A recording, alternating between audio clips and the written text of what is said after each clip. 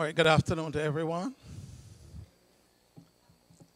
This afternoon, I was asked to deal with the aftermath of 1844, which includes 1888 and the 1950s as part of our history.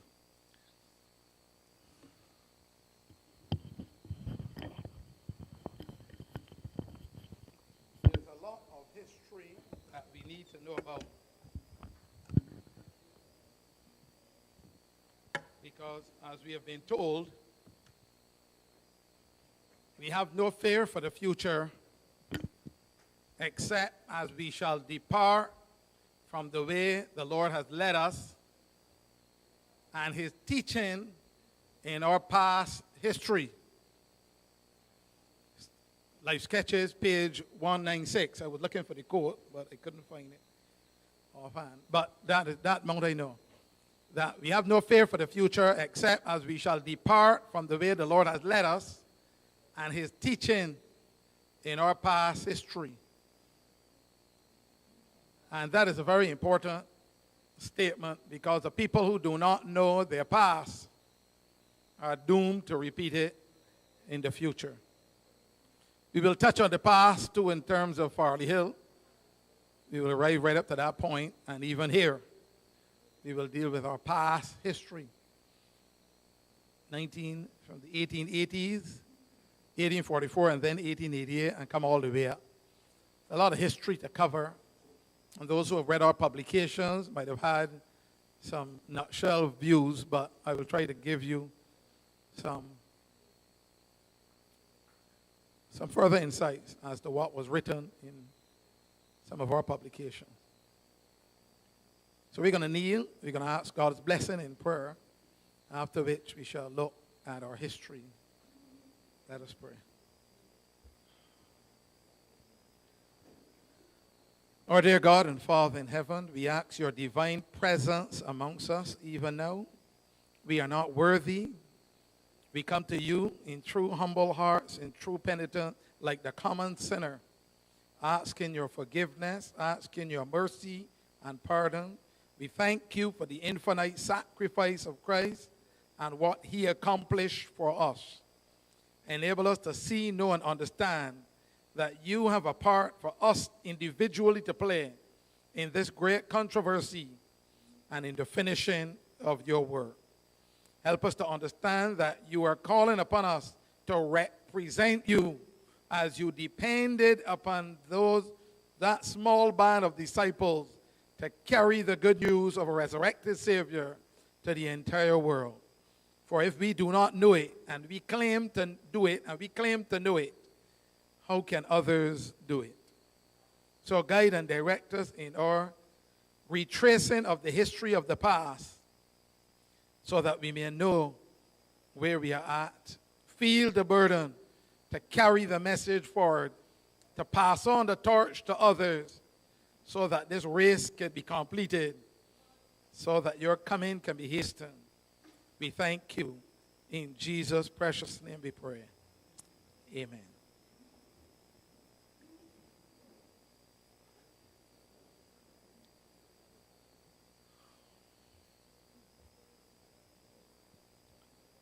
All right, as a movement, we have been in existence for how many years? Pardon? Over 30 years.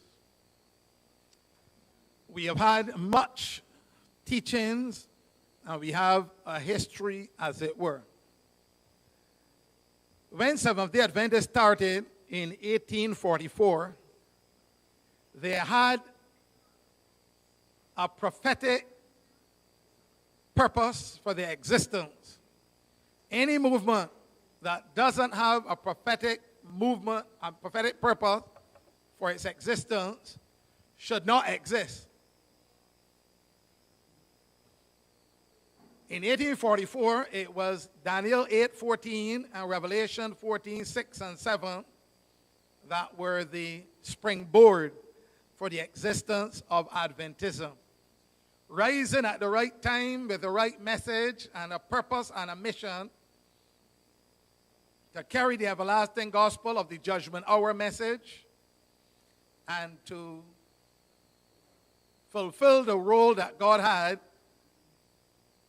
in the ending of the 2300-day prophecy. The time that was cut off, allotted for the Jews, is now allotted to us. To finish the work, to make an end of sin, to bring in everlasting righteousness, to seal up the vision and the prophecy, and to prepare the way for the Messiah's coming. God has called us specifically to prepare the way, just as John the Baptist was called to pave the way for the first coming of Jesus Christ. God has called and is calling the people to prepare the way for the second coming of Jesus Christ. Last week, Brother Lascelles dealt with some aspects of 1844. And for those who may not know, there are striking parallels between Seventh-day Adventism and the Jewish church or Jewish nation. 1844 was the exodus for Adventism. That was when they came out of the fallen denominational churches. That was the time when they had their bittersweet experience. Because remember, when the Israelites came out of Egyptian bondage, there was one stop that they made by the waters of Marah, and the waters of Marah were bitter. They went through a wilderness experience. That is the Kadesh Barnea as well. Then they came to Kadesh Barnea, and a journey that would have taken only 11 days took them 40 years. Only 11-day journey to enter the promised land. But they went down south and then had to pass the parallel route to Kadesh Barnea. And that is what we are calling in the 1950s. 1888 was like Kadesh Barnea. When 10 spies were sent up to view the land. 10 came back and said, we can't. And 2 of them said, we can. And they rejected the testimony of the 2 who said we can. Because of that, the church has had to wander, as Brother Prophecy says, for 40 years into the wilderness. Of course, people took that and interpreted it literally as a literal 40 years. It took us a literal 40 years at the shepherd's rods and end up with certain dates that coincide with Victor Tasha Hutef, shepherd's rod leader. There's a lot of false doctrine that is out there, and you're amazed how people arrive at their dates. One group arrived at their date, the Watchtower, from the time Martin Luther found the books in the library at a Catholic institution. They dated their timing from there, and then ended up with 1914 as the date when Christ came, but only the believers saw it with the eye of faith. Another group, the pioneer group, is saying that when the Twin Towers were struck by the aeroplanes orchestrated by the Sabians, as they were called them, who lived in the time of Job, that was the Muslim world coming back on the scene again, meaning that the judgment of the living had begun and the sealing of the 144,000 began then. So there's been a lot of date setting, and people have been coming to conclusion. But as I said up front, if a movement doesn't have a word of God or a prophecy for its existence, then it should not exist. Even when the message came in 1888, the servant of the Lord said that we would have been in the kingdom if the message was accepted 2 years after that date. 2 years. But because of its rejection, we will have to wander 40 years in the wilderness. 1844 was the exodus for Adventism when they came out of the fallen denominational churches. It was a time, it was the closure of probation for some denominations.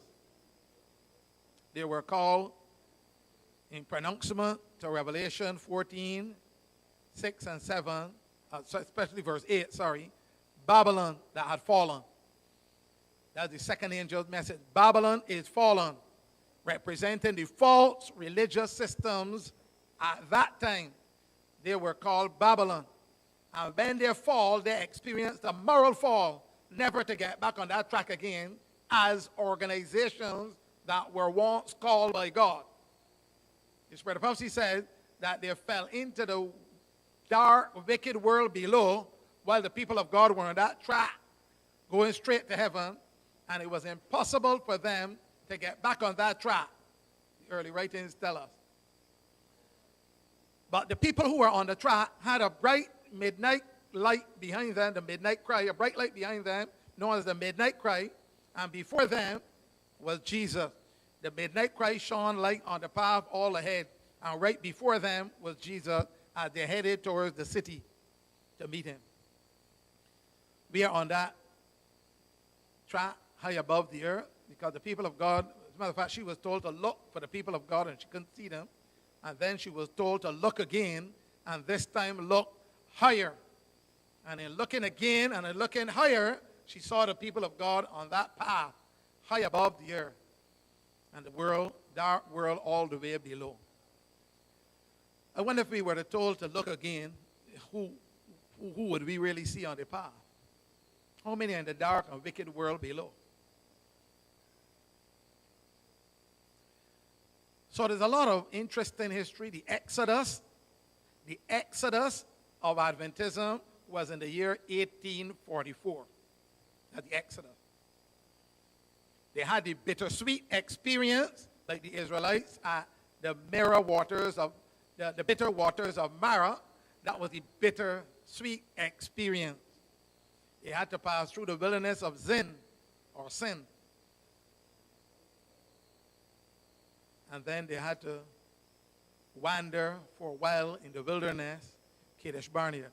Jones and Wagner, it is said, were equated with Joshua and Caleb.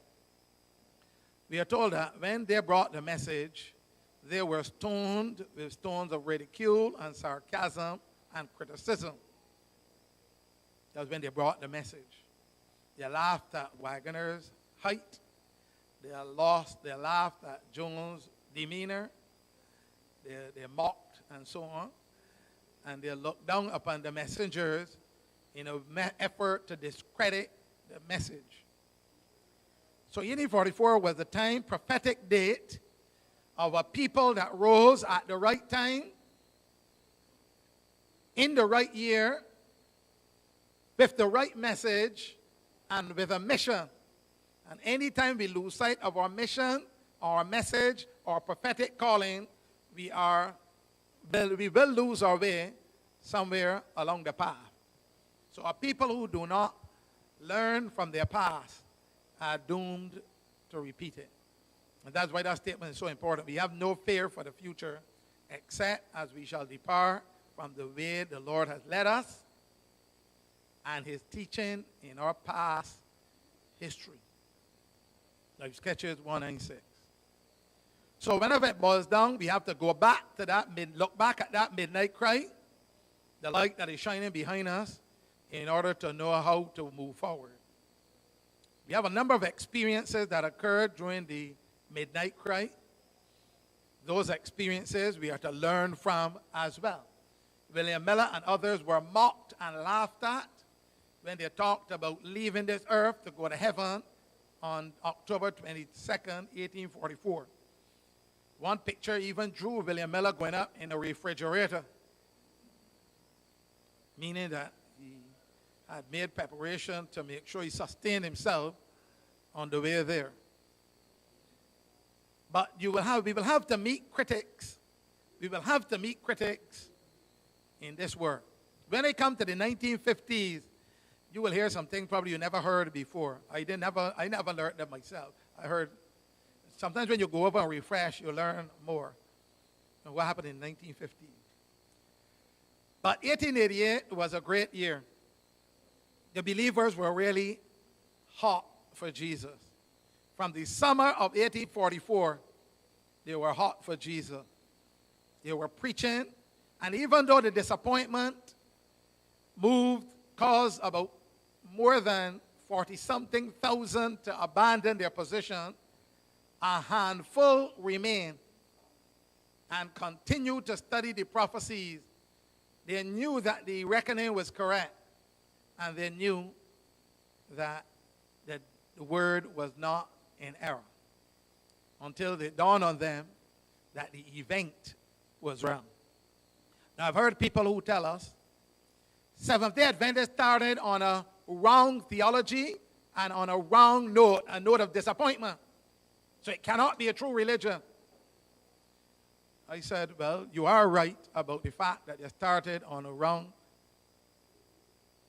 theological premise, that the earth was the sanctuary and that Christ was coming to the earth. And you are right that they started on a note of disappointment, but they are not the only ones with that. The early church started on a note of disappointment. Yeah? Early church started on a note of disappointment. The disciples expected that Jesus would be the one to deliver Israel and put them on the throne. So it started on a note of disappointment. They were disappointed. But that didn't make them the wrong church, because they thought that Christ was coming to establish an earthly temporal kingdom. So they were wrong on that note too. But that didn't make the movement wrong. Go ahead. Go ahead. Well,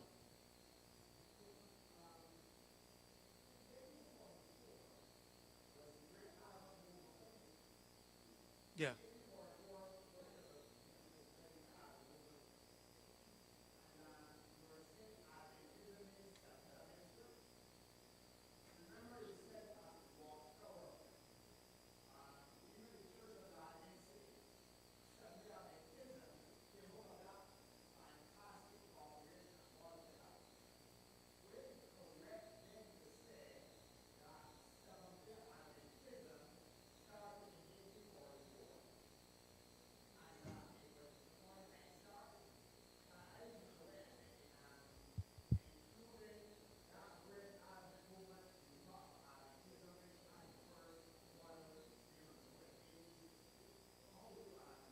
Reconciled the two.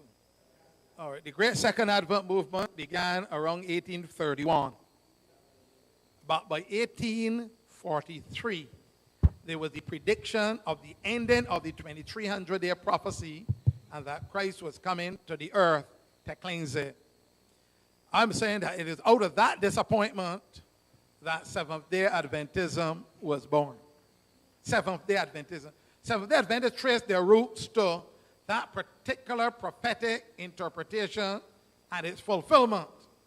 And some of the movement, some of the leaders in the early Seventh-day Adventist movement were the ones that came out of that second angel of Revelation 14. That second angel come out of Babylon, that midnight cry, as it were. The ones that formed the early movement of Seventh-day Adventism. And the other troops that came, as a matter of fact, it was when they did not see Jesus coming. Jesus come in 1844, October 27, midnight. When they did not see Jesus come. Now tell me, if you are looking for somebody to come, and you are timing them, and they don't show up, what questions would you be asking yourself? Where is he? Why is he not here? So in 1844, after the disappointment, this is what I'm saying, after the disappointment, the believers began to ask the question, where is he? Why did he not come? And since he didn't come, what is he presently doing? That's the question. And out of those questions, Seventh-day Adventism was born. The Sabbath truth came along and other things came along. That is what I'm talking about. When did the Sabbath truth come along? You know, of course, After Preston. Eh? After 1844. How far after 1844 I'm trying to get at? Because I want to just... About 1860s. No, as a matter of fact, no, the No, 18... very sorry, close to 1850s. The 18, Very close to 1848, 1850. Right. Around there. And Because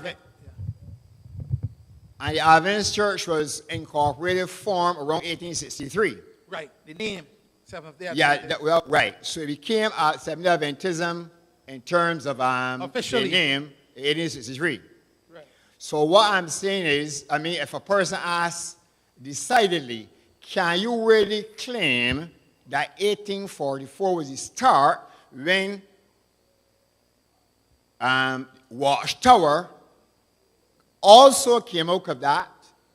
Also, the Church of Latter-day Saints came out, and there's some other sects that came out of William Miller because it was a great stir in America directly, and a lot of other people were there. They went their ways, date setting, and I mentioned that some people went continue setting dates and so on. So I'm just trying to be as precise probably as to say, well, look, 1844 was the great revival, the great Advent movement. The people did not yet understand the Sabbath truth. The matter of even the pork eating and tobacco smoking, as you know, was still something that was going on. Not, it's being held against them. But I'm saying that, to my mind, to say that they were Seventh-day Adventists, to me, is as if you're stretching it a little farther. Well, they were first-day Adventists. We know they were first-day Adventists. And the Sabbath truth hadn't come yet. But the light on the sanctuary had come. They had seen the light on the sanctuary as the reason for the disappointment. But they were hot. That's the point I'm stressing on too. They were hot for Jesus. Now, most scholars who write about 1844 have Adventism beginning on a lukewarm note. Did Seventh-day Adventism begin on a lukewarm note? No. We began on a hot note, not lukewarm. And that is why he said, if you're going to trace our roots run deep. And in terms of starting, not just 1831, but specifically when the people of God were led to look into the sanctuary, saw the law of God, and the Sabbath truth jump out at them as well. That to me is where, the Baha'i faith also have 1844. And a lot of groups that sprang out of Adventism continued the setting, the Marian Party. We call it the Worldwide Church of God, the Watchtower, Russell and Rutherford, and a lot of others sprang out and continued to set dates. But our roots were based on the 2300-day prophecy. Remember I told you that Daniel 8:14 and Revelation 14:6 and 7, the judgment hour message, were the two key texts that give prophetic reason for our existence as a people. We cannot just trace it to other doctrines that followed after, but primarily out of the sanctuary and the investigative judgment and others were added on later on. They had certain basic tenets, but there were others that were critical to Adventism. We knew that the Sabbath was, but the second coming of Jesus and then the sanctuary uniqueness added to our unique history. And that is the point I'm stressing on. I know some people like to run away from the 1844 disappointment in terms of Adventism beginning.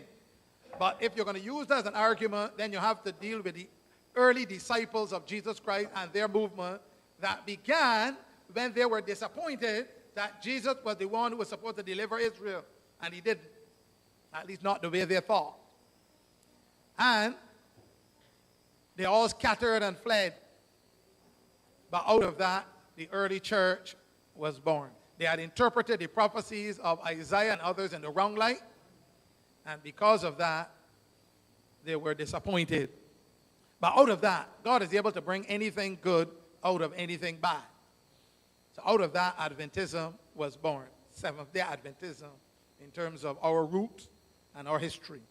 All right? That is my particular emphasis. Now, after 1844 disappointment, we knew what happened.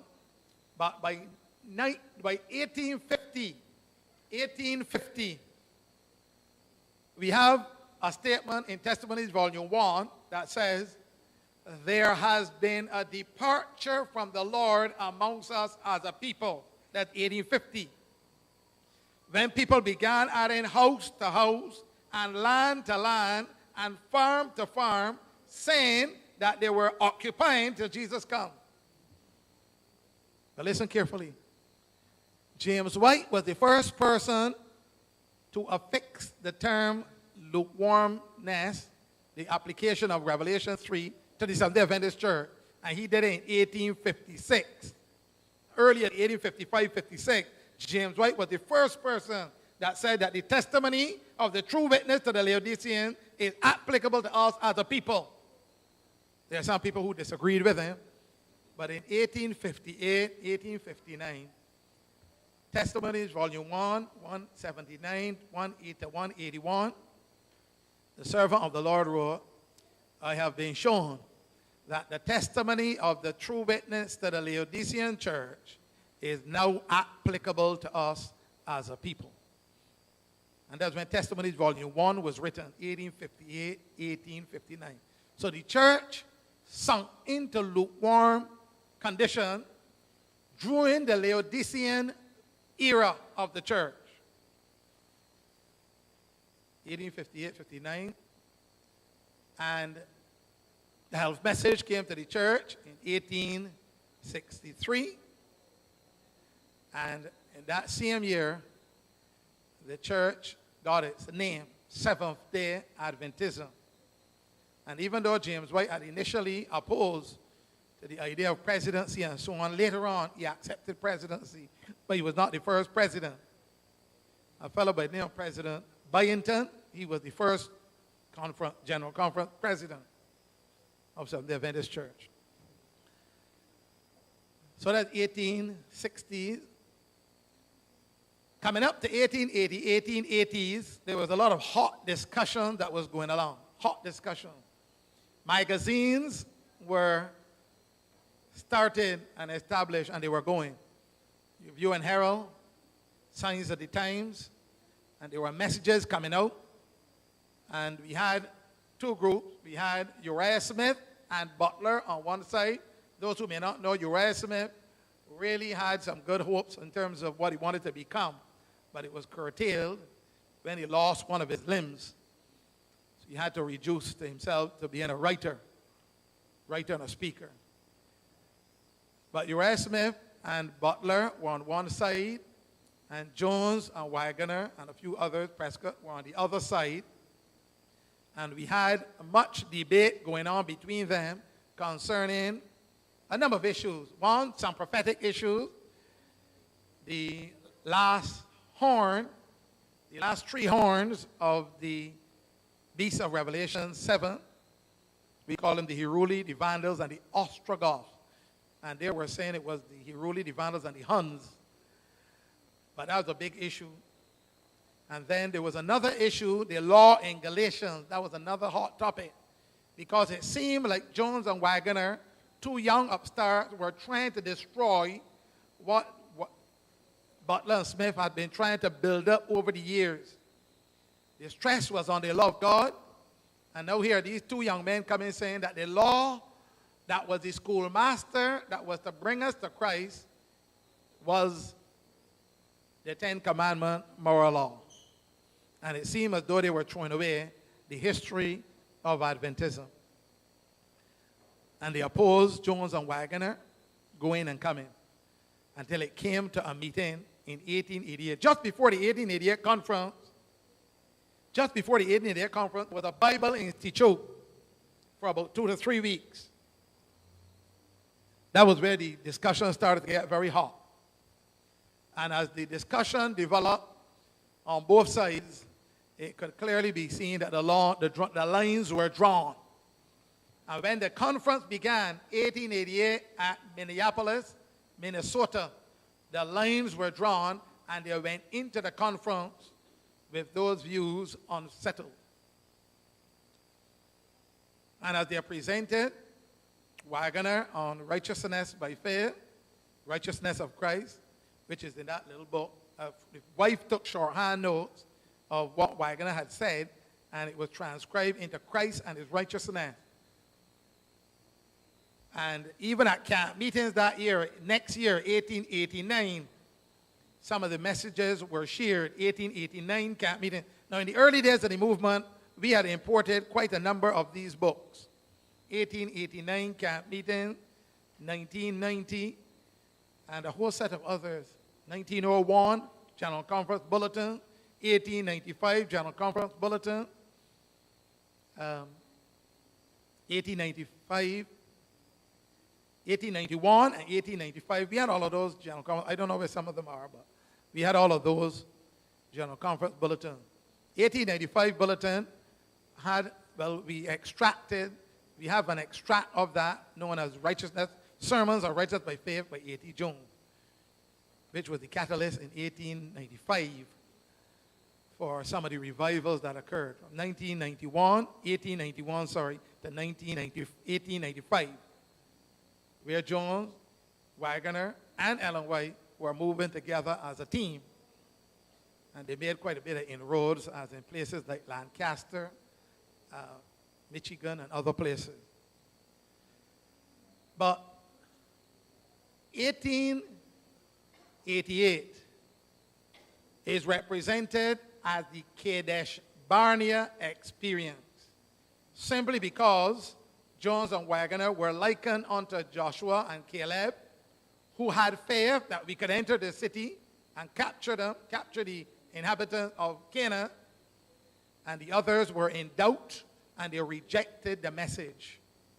It is said that the leading ministers were the ones who opposed the message, but they influenced the younger ministerial students, and they were the ones who ended up putting opposition to the message. Now, we have a similar thing happening in St. Lucia right now. Right now in St. Lucia, I receive a call. Right now in St. Lucia, we have Dr. Lazarus Castaigne.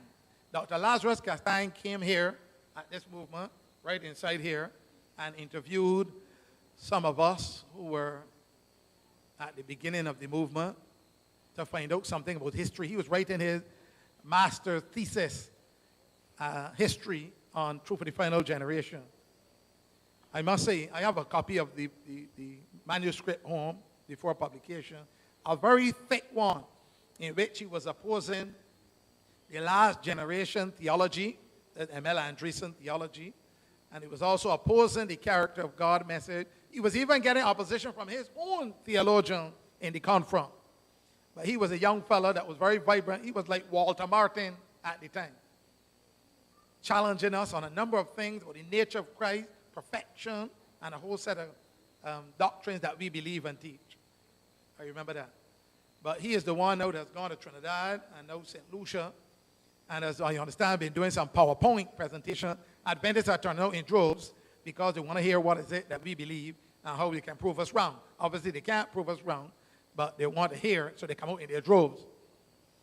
But he comes down the line, groups, offshoot groups, independent ministries, Flavius in St. Lucia, Dr. Douglas, Barbados, Martyr is one of them, and a couple others coming down the line, in which he is identifying the false reform groups and trying to discredit the message and messenger, as it were.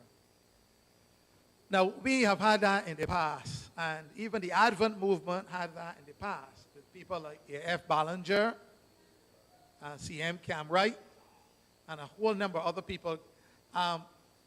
Stanton, another chap who was actually saying that the Seventh-day Adventist Church is Babylon in 1983. He got rebuttals from Ellen White clearly showing that the Seventh-day Adventist Church is not Babylon. And all the statements, listen carefully to me, all the statements that are written in the Spirit of Prophecy saying that you are not to call the Seventh-day Adventist Church Babylon or the Remnant Church of Bible Prophecy Babylon were all written in 1 year, 1893, to Brother Stanton, at the time when the church was now developing, as it were. And he was coming saying, Seventh-day Adventist Church is Babylon, and calling people out of her. Wrong timing. But in 1888, we had our Kadesh Barnea experience, in which the leaders at the time could have gone in and possessed the land, but the doubts and the opposition led to the rejection of the message, the unbelief. So the people of God had to go down in the wilderness and wander for a long, long period. There's a lot of history inside there that I don't have the time to go into, but we need to know about that history. Seventh of the Adventist history. How does it apply to us? In 1888, right up to 1895, Jones Waggoner preaching the message of righteousness by faith. We're doing a good work. After a certain year, Waggoner was sent up to England. Ellen White was sent to Australia, and she yielded to the leadership at the time. And while she was on her way to Australia, she wrote back a testimony saying that it was not the Lord's will for her to go to Australia. Nonetheless, she went there and did a very good work, establishing Avondale College and a few other institutions. Guided, the Lord's Spirit guiding as to what to buy, where to buy, and so on. Property and school, where to start schools and sanitariums and that kind of thing. But she was willing to submit to leadership to go where they sent her. But they had a plan, splitting up the trio so that A.T. Jones alone remained in North America. And that's where you would read more about A.T. Jones and his opposition to church leadership. And A.T. Jones became very frustrated after a while and lost his way. At least so the history says. Some have said that he did not give up the Sabbath faith. He joined the Sabbath-keeping Pentecostal church. But he would join Kellogg and his team opposing the messengership of Ellen White and her inspiration. He was challenging her inspiration. So she herself has said that even if the messengers should lose their way, it does not mean that they had had no message from God or that the work that they did was all a mistake. She calls it a fatal delusion. So because Jones and Waggoner might have lost their way, Waggoner became caught up in a domestic extramarital affair relationship up in England. And then he started to question the sanctuary. And in his last writings, which I have at home, Confessions of Faith, he was questioning and virtually giving up the sanctuary truth. He died at his desk of a heart attack. That's Waggoner. Jones lived all the way up to 1923. 1923. That's A.T. Jones. He was a professor in history. He wrote a number of books like The Two Republics and Ecclesiastical Empires, Great Prophecy, Great Empires of Prophecy, and many other books written by A.T. Jones. History as well as doctrinal books. He was a great mind and thinker, but apparently he was influenced and was carried away because of frustration with the denomination. Now, she herself, as I told you, had said, even if they lose their way, it does not mean that they had had no message from God or that the work that they did was all a mistake. So we have to know how to separate people's writings from their apostasy. At least the time that the Lord was using them. So, even in 1900, we were coming up to a big conference, 1901. A.T. Jones started a series of articles on true church organization. And Ellen White said she had enjoyed it. She liked what she asked him to present it at the conference. 1901 conference. A.T. Jones presented it, and there was a turn from the way they were organized to a different system of organization. But then in 1903, they reverted back to the same system again. And they did it through a private meeting in which they had elections and so on. Ellen White herself, in her frustration, said, it has been 40 years since we have been organized as a people, and I'm one that played a part in it. I knew the evils it was designed to correct and the problems it was designed to solve. That is the system of organization of men becoming amenable to other men and a system of machinery. And it was at that time in the early days that a lot of information developed and was pushed for having a church manual. So it's obvious if you have a machinery system, you're going to need a manual. So 1901, then 1903, were critical years as well. By 1915, the prophet died. What else happened in 1915? World War I. Then World War II in 1945. And then we saw some changes occurring after the 1940s. The 1940s, all right, let me stop there a minute before we move on. Brother Steve, you had a question related to this, right?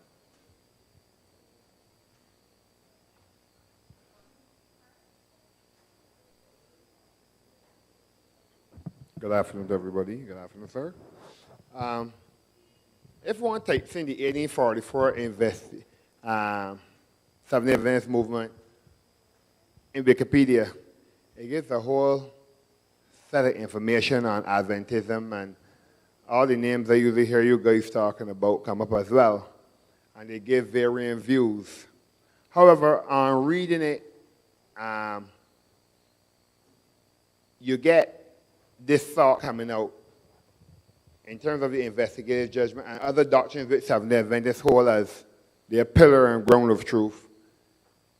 They seem to have changed over a period of time, and there seems to have been lots of opposition to various doctrines in the church by the leading brethren. Some have parted with the Seventh-day Adventist Church. Some have written books criticizing the views that the Adventists hold. Some have gone with their own brand of ministry, so to speak. And on the subject of the investigative judgment, which most of us realize that Seventh-day Adventism is based around, it has been the subject of much controversy. And there have been various authors that you guys quote from time to time, and you quote from them as if they're true.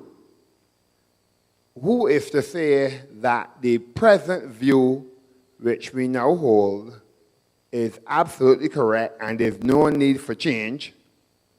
Because as I look over the years from 1844 leading up to the 1950s and such like, the investigative judgment on which Seventh-day Adventism is based has gone through a number of changes. Am I correct in saying that? In terms of the understanding. In terms of opposition and so on. Correct. And in some official quarters, yeah. Correct. Now, who is to say now that from here on in to the end of time, the view which we now hold is absolutely and beyond doubt the correct position? Well, very good question. The scripture says we must prove how many things? And hold fast that which is good. Now, these fellows say to proving all things too in their views. We have other denominations and other Sunday churches that say the same thing too. But we have to know that we do know what is true. We cannot be guessing. We are told that we have a chart and a compass, and we ought not to guess at anything. So when it comes to our history, we need to know it.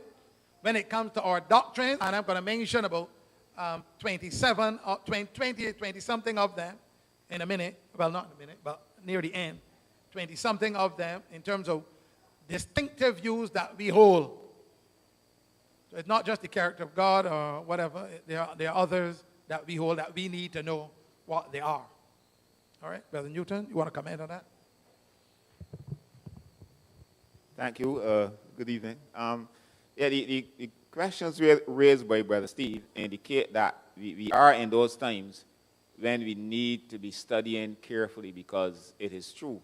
Well, from the beginning, there were attacks from outside.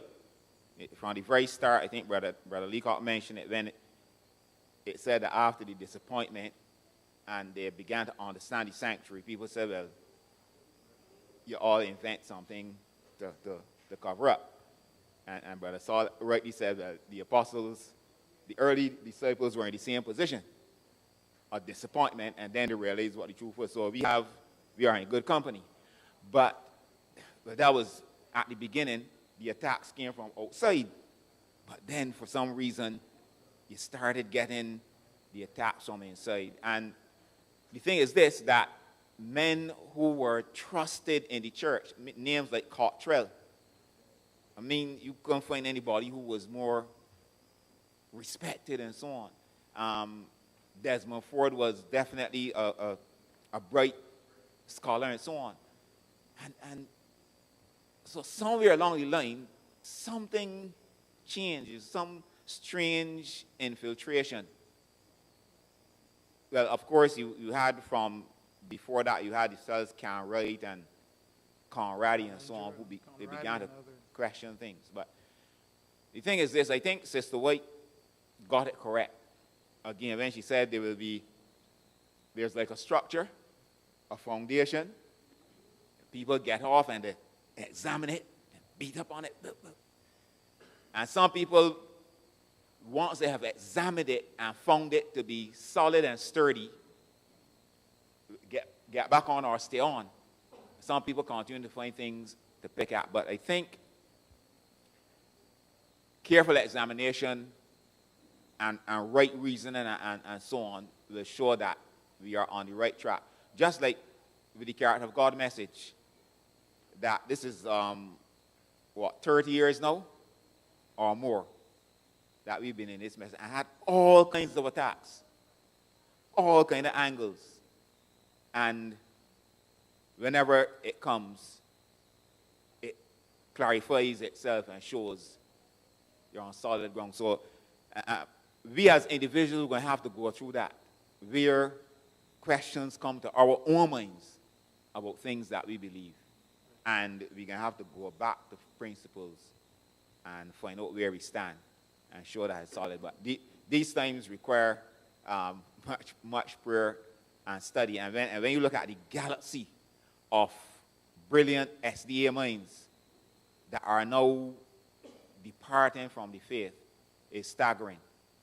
And it would cause you some concern. But we can prove that we are on solid ground. Go back, test, examine, read the evidences, read the great controversy, how Sister White shows how it developed immediately after 1844, solid stuff and prophetically based.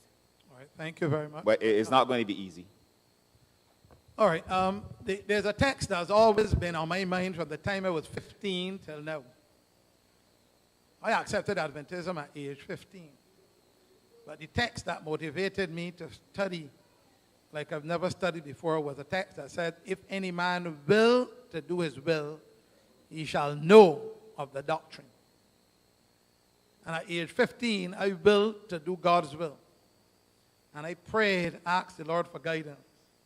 And the Lord directed somebody to invite me to join the Faith for Today Voice of Prophecy correspondence course.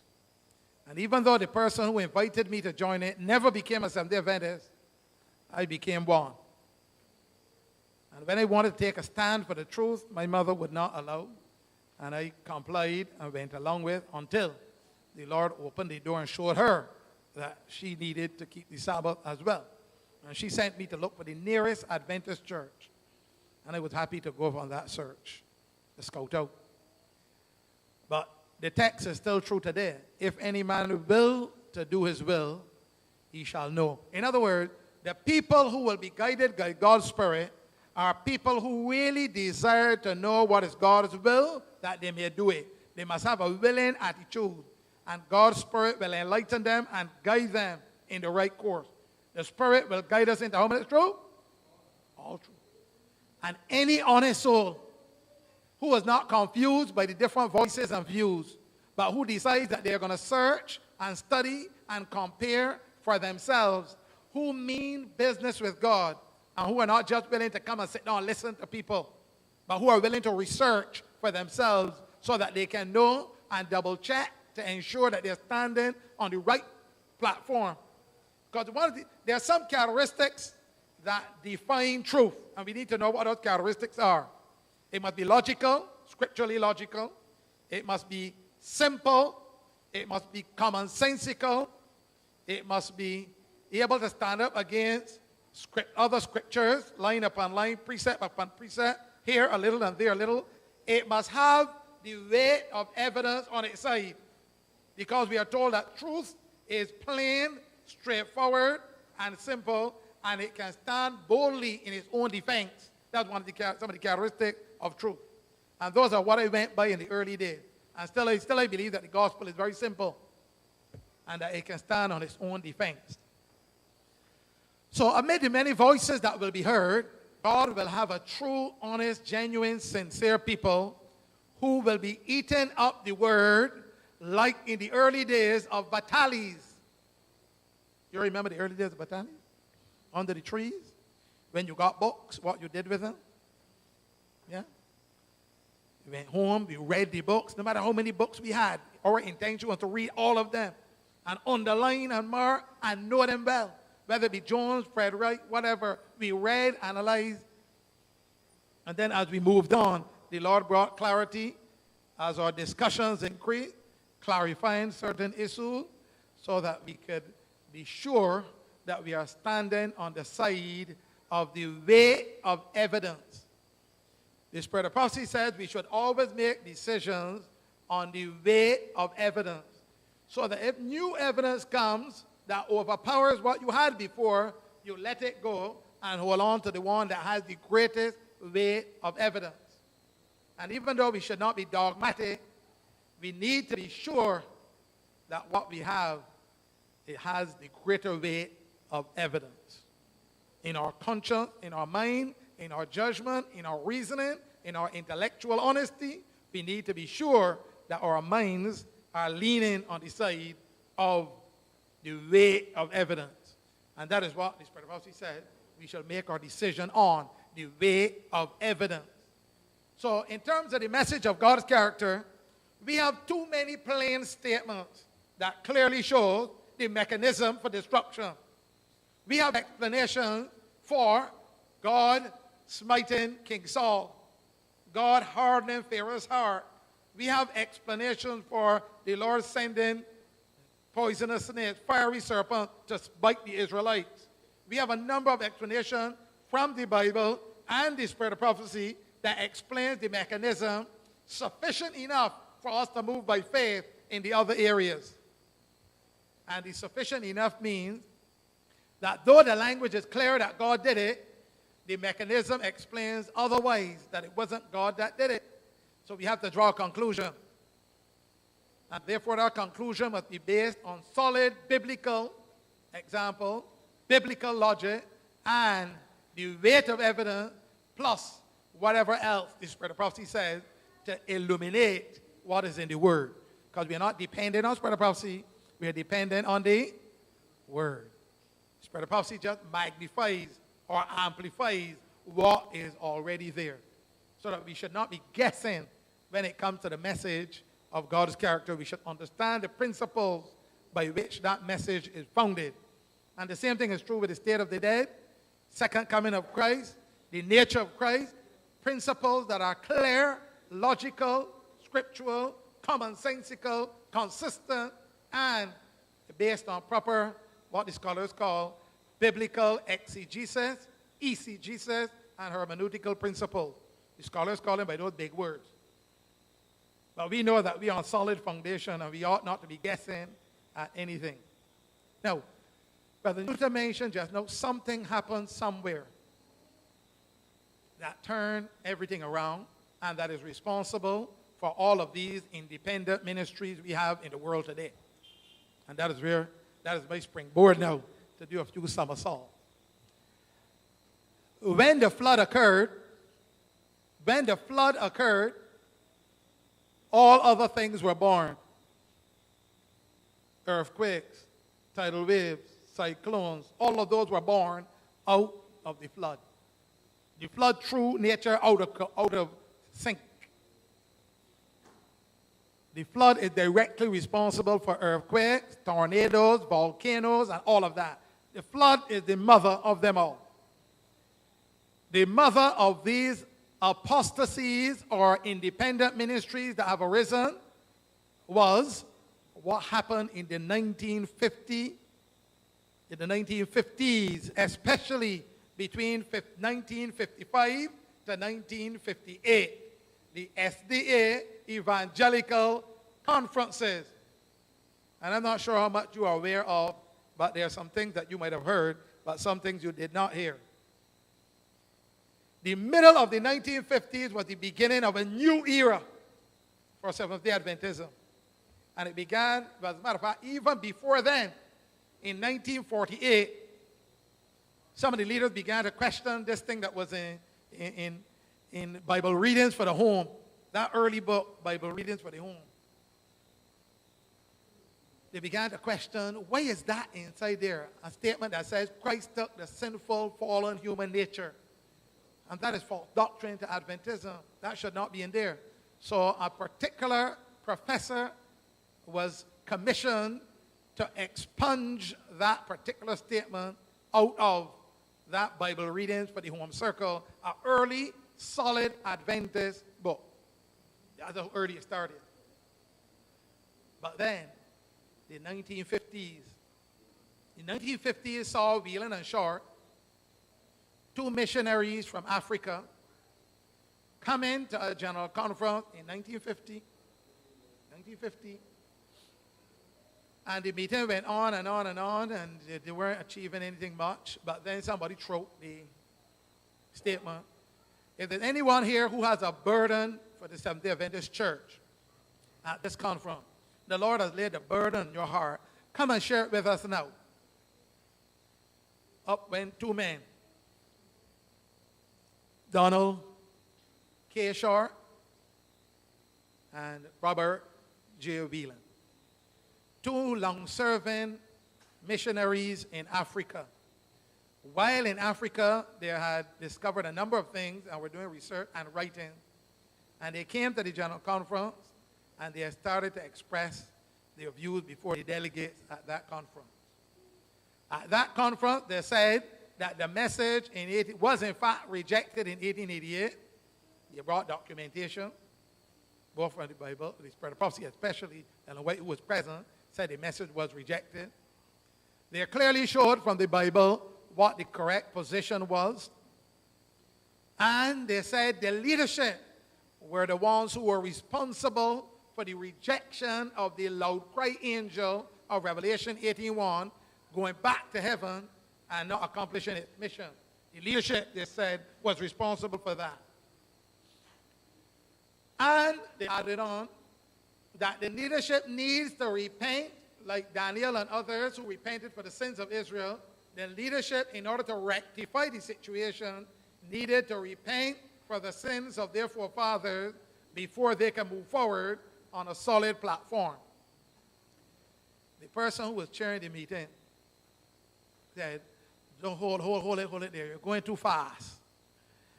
Some of the things you have said are not really accurate.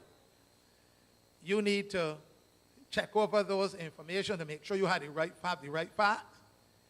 And let us meet together as a committee with you to hear your real concern, because they were a little bit concerned it was going before the general conference, public in general at that time. Well, Whelan and Short met with a group, and they said, prepare what you have to say in a document and bring it to us, and then we will hear out what you have to say. They were quick within a few months in gathering together a 16-page manuscript. It was titled 1888 Re-Examined, A Warning and Its Reception. I have original home. I couldn't find it in the library because it was being blocked by the cabinet. I was going to bring it along with me. An 1888 Re-Examined by Whelan and Short. And it had some very cutting words, very straight, plain, and a number of Spirit of Prophecy quotations that validated what they were saying.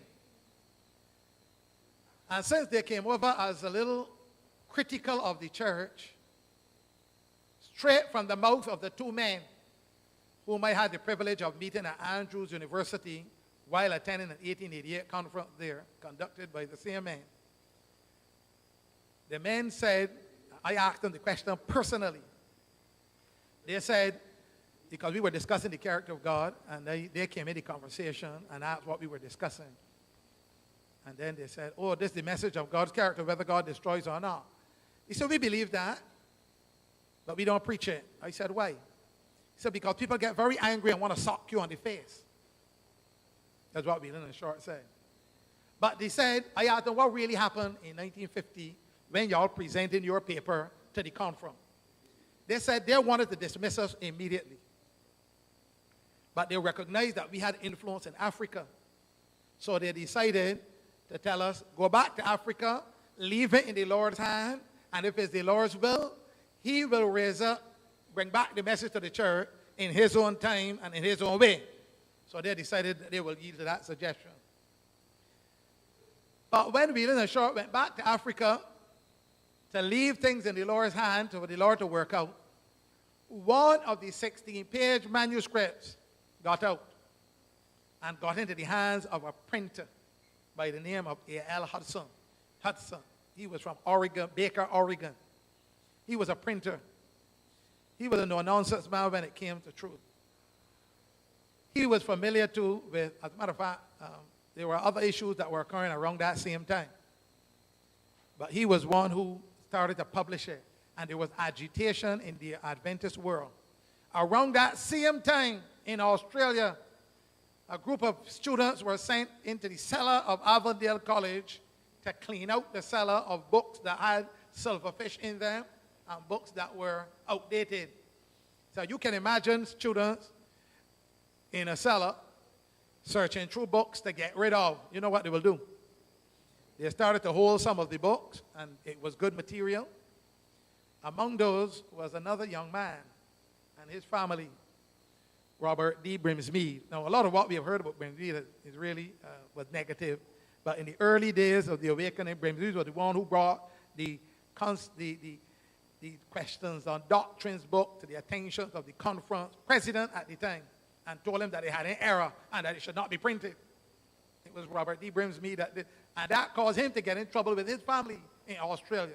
And that's what caused the awakening in Australia. His concentration was on the sanctuary and the judgment. But around that same time, the books of Jones and Waggoner that had been sent to Ellen White were stored in the cellar of Avondale College. And they started to get prominent. The young men who took them went home, retyped them, reset them, and printed them. Because they said it was good material.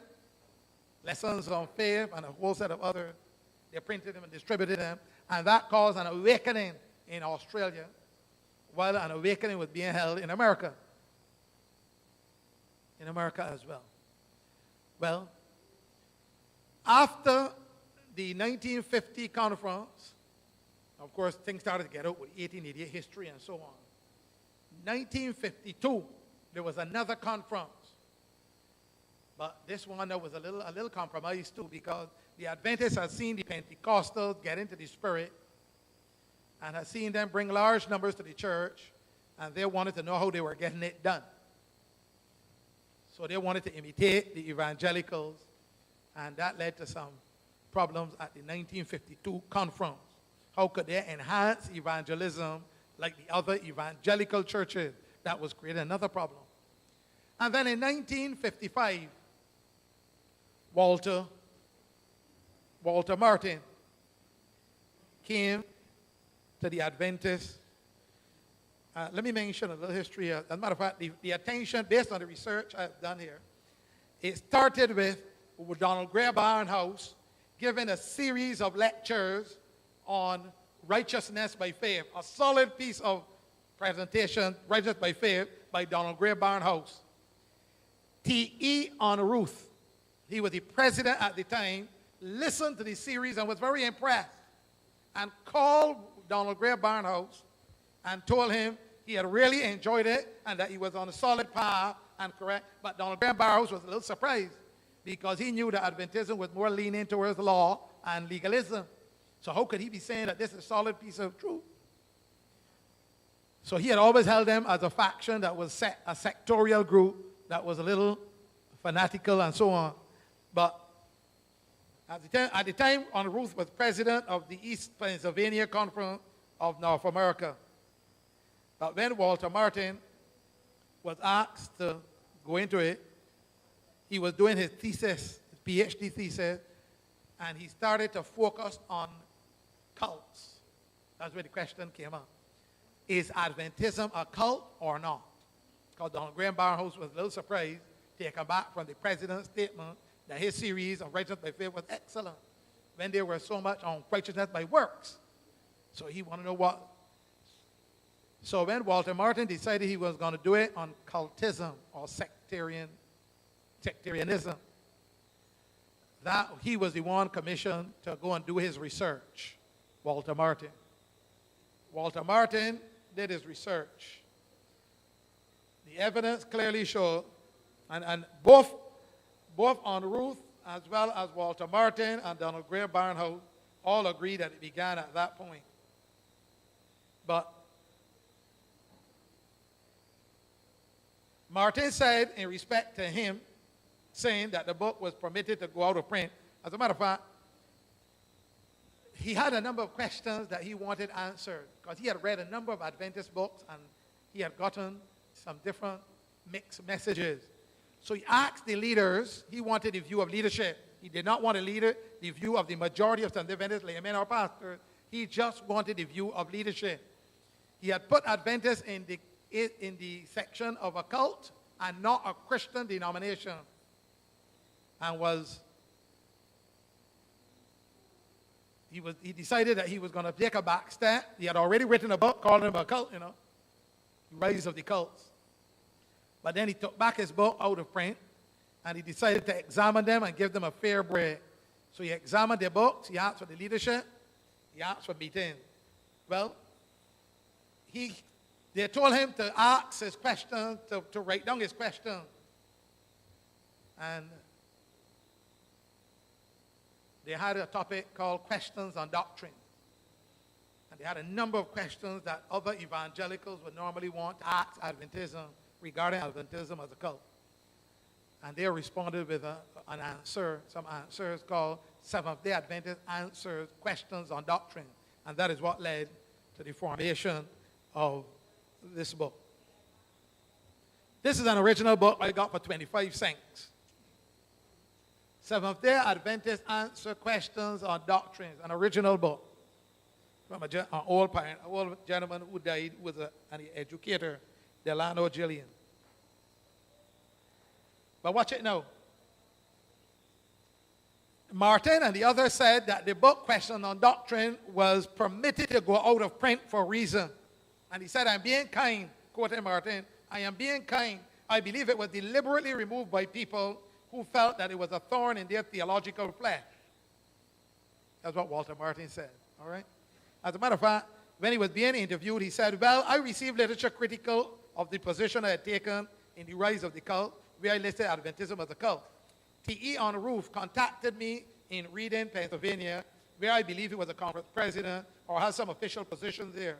He was a very winsome and loving man, but he was quite upset by the fact that I had taken very strong position so that so many people read my material and that Adventism would suffer as a result unjustly, he felt. Martin said, we had a confrontation, which was the best thing. I said to him that I had a considerable amount of evidence from Adventist publications which are heretical. That's what he said, all right? Then he went on to add that he told the leaders that their literature was a hodgepodge of contradiction and that he is a logician, a student of comparative religion, and he intended to make his life work. Martin then related that on Roof suggested that they have some dialogue on this matter, to which Martin replied, all right? Now, so the book Questions on Doctrine was born out of that.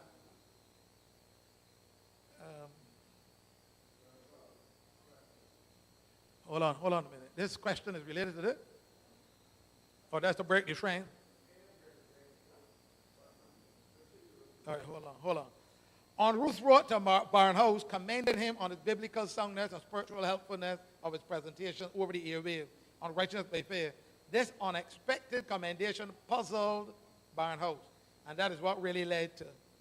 So Martin then asked for copies of the most representative and authoritative doctrinal books. And he also requested a series of interviews with responsible Adventist leaders.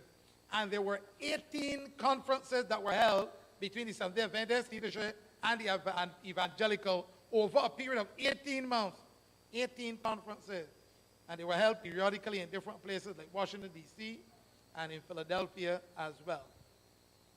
Now,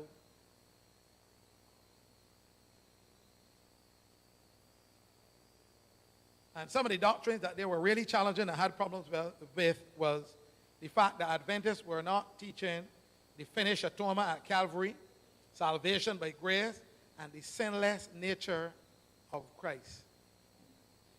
And other questions which they had were in relation to Ellen G. White's writings, the Scripture, law and grace, and the Sabbath, among other issues. They consider them lesser issues. But investigation on his part, as well as personal contact with representatives of the church, led Walter Martin to take Adventists out of this class of cults. He came to the conclusion that Seventh-day Adventists are true Christians and that they and their teachings have been misrepresented and unfairly treated by many former writers. And this is what he said no. So Martin found himself in a dilemma. You know what the dilemma? He had put them as a cult before in a previous book. Now he was writing his other book called Kingdom of the Cult. He had a problem as to what to do. He considered some of the Adventists to be truly Christian. These two evangelicals did not believe that the distinctive teachings of our faith, such as the Sabbath, the investigative judgment, state of the dead, were of God, meaning that they did not believe that these teachings were Christian, but they were willing to accept Adventists as a part of their Christian fraternity. One writer says it seems that Barnhouse and Martin believed that they had the authority to determine who would be deemed Christian and who were not Christian. They had undertaken that task. So, and the argument was that the theology within Adventism, as Brother Steve was dynamic and had been changing over the years, and he wanted them, the leaders, to make up their mind as to which one is the correct position and to take a public stand on it. He was interested in a consensus view in the field, but by the church leadership, not the members nor the other pastors so much, but by the church leadership. But he came to a point where he was in a fixed position. Now that he has seen certain things, even though he didn't agree with others, he was in a dilemma. And you want to know what he did? Listen to what he did. He called for the Adventist leaders to pray for him. Can you imagine that? Walter Martin was in a dilemma and called for the Adventist leaders to pray for him. Why? Because he was in a dilemma as to how to put over the Adventists were Christian and not heretics or cults as they were. Listen to how one person put it. The standpoint taken by Barnhouse and Martin was that Adventists were largely orthodox on central doctrine, but heterodox on lesser doctrine, and so could be classified as belonging in the evangelical camp. The lesser doctrines were those that were our distinctive doctrines, such as the state of the dead, Seventh-day Sabbath, investigative judgment, the sanctuary, and the spirit of prophecy. Those were the lesser doctrines. But we have Martin confessed his problem, how to write about Seventh-day Adventists, expressing the view that we should be regarded as Christian, while at the same time say that he completely rejected as being not Christian our beliefs that made us distinctive. And Martin did not, of course, agree with certain Adventist positions. So he didn't know what to do. So you know what he said? He asked them to join him in praying for divine guidance and wisdom in his newly developed writing problem. Can you imagine that? That Walter Martin asking the leadership of the church to join him in praying for wisdom and guidance, how to say that Seventh-day Adventists are Christian, but that they were wrong and not of God in certain doctrine. To write a book saying that our teaching about the sanctuary, the investigative judgment, the Sabbath, the spirit of prophecy, state of the dead were all wrong, not from God, but that in spite of this, we were still Christian. And all six of us dropped to our knees around the table and praying to that end. That was a strange mixture. All right? But of course, the 1950s did not materialize anything conclusive other than a compromise with the evangelicals. I'm going to close now with our series of doctrines, what the Lord has brought us to at this point. Yes, Brother Steve.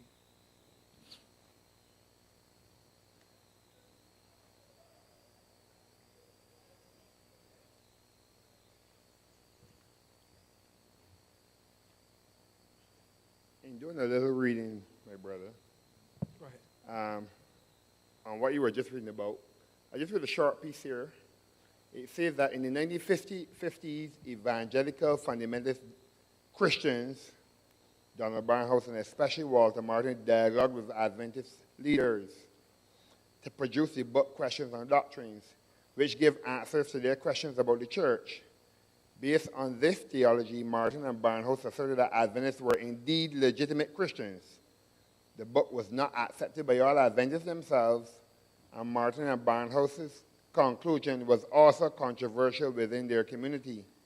However, the dialogues gradually led to Adventists being seen as much more mainstream or evangelical. They believed Adventists were largely in harmony with the gospel, except for the sanctuary, which is the fundamental doctrine on which Adventism is based on, and Ellen G. White's authority. They reject that totally. And this is what Barnhouse said: the sanctuary doctrine is, to me, the most colossal psychological faith-saving phenomenon in religious history. We personally do not believe that there is even a suspicion of a verse in Scripture to sustain such a peculiar position. And we further believe that any effort to establish it is stale, flat, and unprofitable, unimportant, and almost naive. Yes, I wanted to quote that one too. But go ahead. Right, not even a suspicion of a text. So that's how far they go. That's how far they are from the truth. Right. I want to ask this question. These are the people that are now accepted Adventism as brethren. Mm-hmm. What we used to call Babylon are now accepted as one of their sisters and brother in the faith. But if you listen to Sita, really, it is, we can put aside the few differences we have. Let us come together on the common areas of belief, and we can all call ourselves Christians. So that's the way of the world right now. And anyhow, I want to ask this question. This is one that's been on my mind all the time. You said earlier in your little discourse that when it comes to truth, we should side on the weight of evidence, correct? Yes, correct. And in listening to you speak, you talked about a lot of our pioneer persons bringing some measure of truth or large pieces of truth to the fore in their day, and then falling like by the wayside like the shaft. And that does not negate that what they brought was truth, correct? Good. Having said all of that, when these persons would have fallen by the way and gone off the scene, by gone off the scene, they're no longer with us, they're dead now, we're in 2014. Are they lost? Are they still considered saved persons? And if we side on the weight of evidence to establish truth, therefore, if to me a particular doctrine is the truth and I have a large body of evidence to support something that I believe, but yet you or somebody else might say, I have a different body of evidence that supports that what you're believing is incorrect, and I die holding on to my particular belief because my weight of evidence is on my side, where am I in this whole investigative judgment process? Where am I when God comes to judge me? Is it to say that, I remember you mentioned, like, what's his name? The two pioneers you talked about earlier. One fell into some sort of spurious doctrine. Where do they stand in this whole scheme of things? Did they come on the scene to just do a work? They present truth, God used them. They became frustrated after a while that the church not accepting their truth. They left and formed their own thing, or they went by the way with their own cause, and there are lost cases. Is that the conclusion I can draw? And since you say that truth, I don't think you say that truth is evolving, but you keep saying hanging on the weight of evidence all the time. Let's say, for instance, now back in the 1950s, a particular truth was expounded by the Adventist church and people held on to it. But by 1975, it was realized that it was totally wrong or that there needed some modification in it. But the people back in 1950 held that to be the truth then. But by 1975, the truth has been changed or has been added to make it more clear. We like to use these terms more clear. But something you make something more clear, it might mean that the rest was wrong in the first place. And I hold to it since I'm living in 1975. But by 2014 now, the evidence changed even further, and there's more weight of truth on a particular area, and the brethren in 2014 in Seventh Adventist hold to that truth. What has happened to the brethren in 1975? And those who held a similar truth in 1950 when there was not much truth. When to them that was the truth.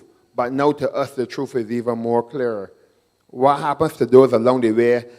Because by 2014, we realized that those in 1975 and those in 1950 were in error. But yet they believe that error to be truth then.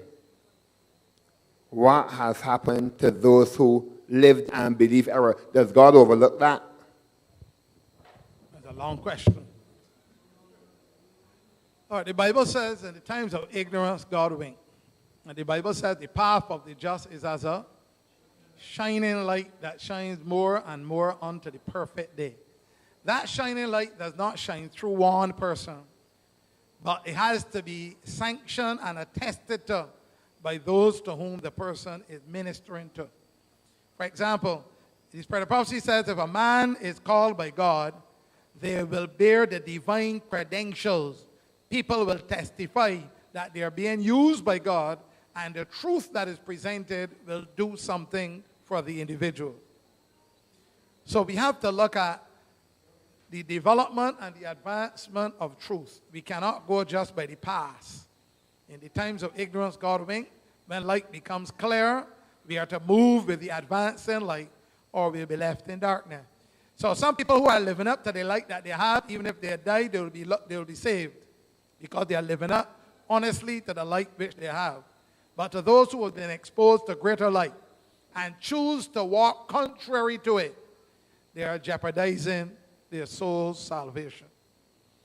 Those who have had great light and refuse to advance or walk in it are jeopardizing their own eternal salvation. And in this Christian warfare, even Reformation, no one person can say they have all the light and the truth. We are counseled to consult with each other, dialogue with each other, so that we can come to a common understanding. No one person is the Christian amongst us and all the others worldlings.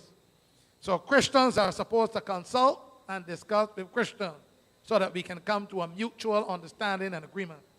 But if a whole group of Christians say that a particular individual is not walking in the light or not in harmony with what is our purpose, mission, or following their own, then it brings into question what really is the right way to go.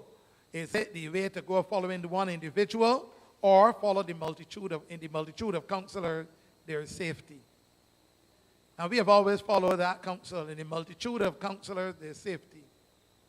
There is wisdom. And no one individual is Christian. When you get a chance, read Acts of the Apostles, page 163. 163, and that would give a clear understanding as to what to do when it comes to matters like this, especially where there's conflict. Acts of the Apostles, page 163. Emel Andresen, for example, didn't agree with what the General Conference leadership was doing. He saw the compromises, but he followed a protocol. He wrote to the leaders 6 letters. And when they didn't take him on, but could take on the evangelicals for months, Emel Andresen sent his letters to all the churches.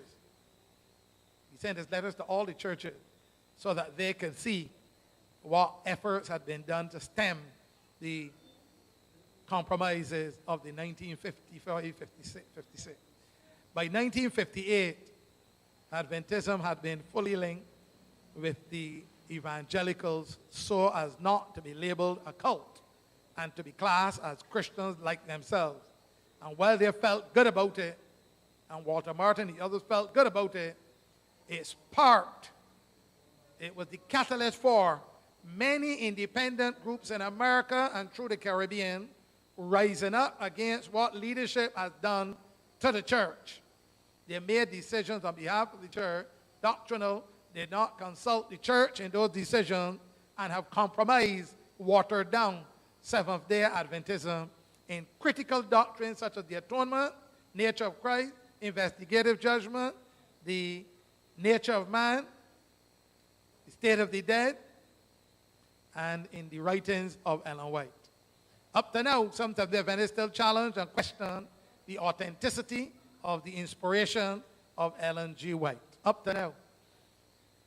Up to now, there are some of the Adventists who are not following her counsels in regard to health or health reform, or who are not following her counsels in regard to education. Up to now. So there will always be those who will want to follow their own line, but in the multitude of counselors, there's safety. Because if one person is allowed to have their own way in a church, what will others do? They will follow suit. But there's a protocol. There's a right way to do everything. No one member of a family can decide that they want to do things this way. There must be consultation with the family to set the precedent for other family members to know how to operate in a situation like that. Anyhow, after the 1950s, the General Conference had meetings, but they did not consider the subject of the 1888 message, and it was dropped off the agenda. And after that year, 1962, independent groups started to arise from different parts of the world, and even with us here, from the splinter group in Australia, getting hold of the books of Jones and Wagner and other material, we eventually came across some of what God wanted us to focus on. So some of the critical distinctive doctrines that we believe in, up to now, some people don't know the differences between what we are saying and what others are saying. In the baptismal class, I deal with those distinctive doctrines that we need to know, understand, and hold on to. That what makes us distinct. Why do we exist as a movement? Do we have a prophetic word for our existence? Do we have a prophecy for it? I say, yeah. Hosea chapter 6, dealing with the character of God. We have the loud cry angel that floods the earth with the glory, the character of God. The character of God message is one of them. The correct understanding of the nature of Christ. The concept of the two Adams. The seven angels of Revelation 14 and 18 with the fourth angel concept. The true gospel of the 1888 message of legal justification and justification by faith. The concept of the final generation and their work. Final generation concept is opposed to. Emil Andreessen was one of the first people to talk about the last generation. The sealing of the 144,000. Christian character perfection. Many churches don't believe in Christian character perfection. The man of Romans 7 versus the man of Romans 8. Many churches don't accept that, not even in Adventism. The cleansing of the sanctuary and the final atonement, the blotting out of sins and so on, from the books of heaven and the soul character of the saint. True church organization and gospel order. The Adventism doesn't understand it. True church organization, not politics, or human election, but elections after the divine order, God calling individuals and inspiring them. Gospel order principle, Sabbath rest principle, the early and the latter rain understanding of the Holy Spirit, the SDA history of the 1888 and the 1950s, true understanding of Daniel 11:40-45, the correct concept of the church, the principle of the two calls, true revival and reformation, the generation concept and the watches, the true science of prayer, and the list goes on.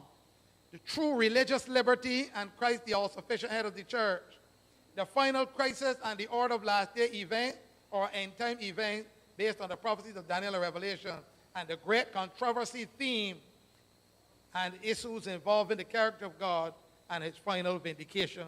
That is about 23 there. We need to know what are our critical differences and why we exist as a movement. There's a lot that can be said, but unless our people understand who they are, why we are here, what is our purpose and our mission, we will soon lose sight of it. And God will have to raise up another people. Because we are told in inspiration that God will continue to work on this principle until he finds a people that mean business with him and that want to finish the work and usher in Jesus' second coming. So, from 1844 to 1888 to the 1900s to the 1950s till 1980s, 84, when this movement began, 1984 till now, 2014. God has been trying to get a people who understand what it means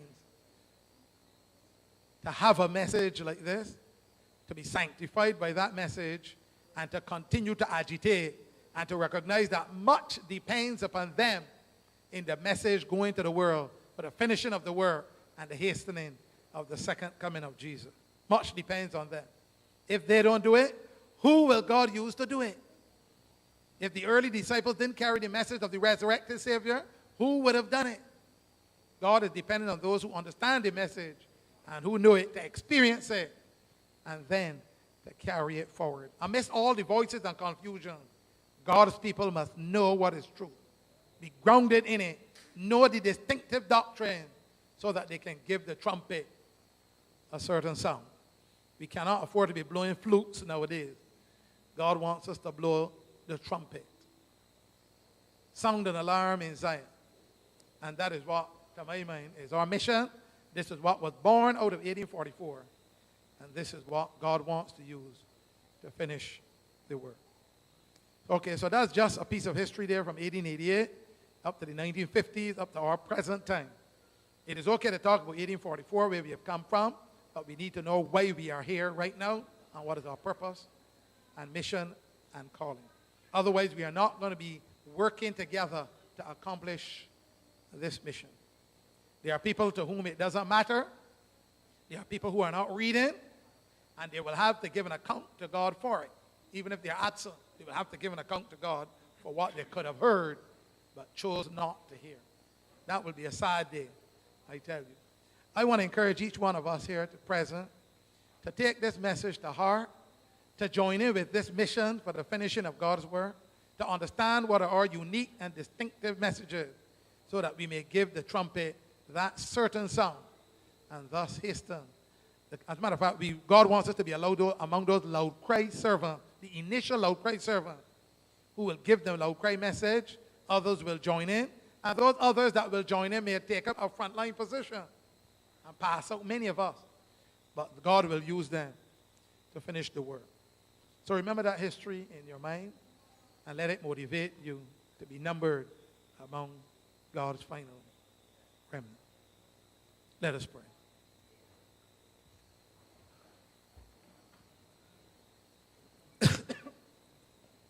God our Father, we recognize that this is no light undertaking to be living in earth's history at a time like this.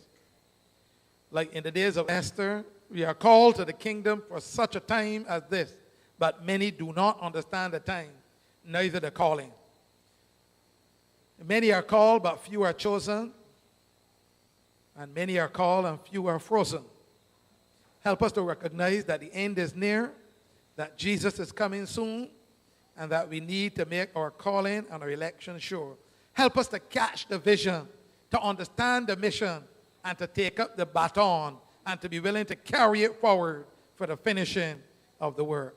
That final generation that will run the last lap to the finishing line, that is the group that you want to use even to bring honor and glory to your name, who will be considered first fruits to God and the Lamb, and who will do a work which none of the others will be able to do. So guide, direct, take control. May this history make us much more intelligent so that we do not forget your past teaching and our history and your leadings in the past. So thank you for being with us this evening. Thank you for being with us through the day. Thank you for the messages which you have sent to our heart. Thank you for Jesus and his infinite sacrifice. In his dear name and for his sake we pray. Amen. May the grace of the Lord Jesus Christ and the love of God and the fellowship of the Holy Spirit be with us now and forever. Amen.